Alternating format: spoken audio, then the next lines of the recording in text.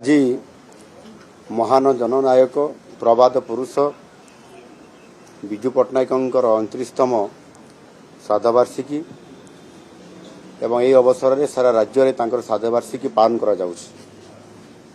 ଏହି ଅବସରରେ ମୁଁ ତାଙ୍କୁ ଗଭୀର ଶ୍ରଦ୍ଧାଞ୍ଜଳି ଅର୍ପଣ କରୁଛି। ଆପଣମାନେ ଜାଣନ୍ତି ବିଜୁବାବୁ ଥିଲେ ସ୍ୱାଧୀନତା ସଂଗ୍ରାମୀ, ଜଣେ ଶିଳ୍ପପତି, ଦକ୍ଷ ପାଇଲଟ ଏବଂ ଓଡ଼ିଶା ଓ ଓଡ଼ିଆ ଜାତିକୁ ଭଲ ପାଉଥିବା ଜଣେ ଶ୍ରେଷ୍ଠ ରାଜନେତା। ନିଜର ସ୍ୱାଭିମାନ,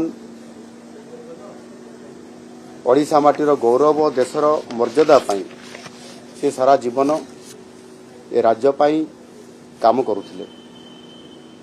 ଜୀବନର କୌଣସି ପରିସ୍ଥିତିରେ ଓଡ଼ିଶାର ସମ୍ମାନ ଓ ସ୍ୱାଭିମାନକୁ ସେ କେବେ ମଧ୍ୟ ସାଲିସ କରିନଥିଲେ। ଆଉ ସେଇଥିପାଇଁ ସାରା ଓଡ଼ିଶାବାସୀ ତାଙ୍କୁ ବିଜୁବାବୁ ବୋଲି ଉପାଧି ମଧ୍ୟ ପ୍ରଦାନ କରିଥିଲେ ଏବଂ ତାଙ୍କୁ ନେଇ ମଧ୍ୟ ଗର୍ବ କରୁଥିଲେ।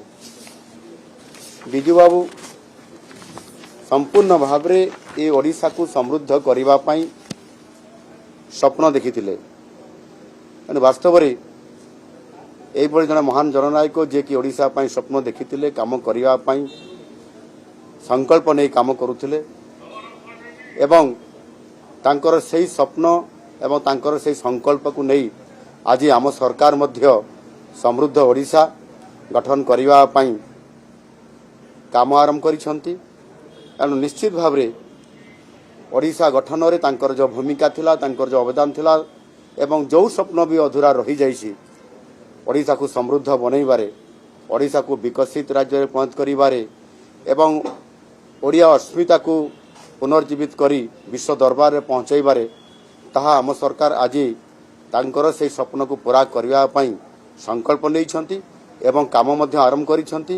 ନିଶ୍ଚିତ ଭାବରେ ଓଡ଼ିଶା ସମୃଦ୍ଧ ଓଡ଼ିଶା ବନିବା ସହିତ ଓଡ଼ିଆଙ୍କର ସ୍ୱାଭିମାନ ବିଶ୍ୱ ଦରବାରରେ ପହଞ୍ଚି ପାରିବ। ଧନ୍ୟବାଦ।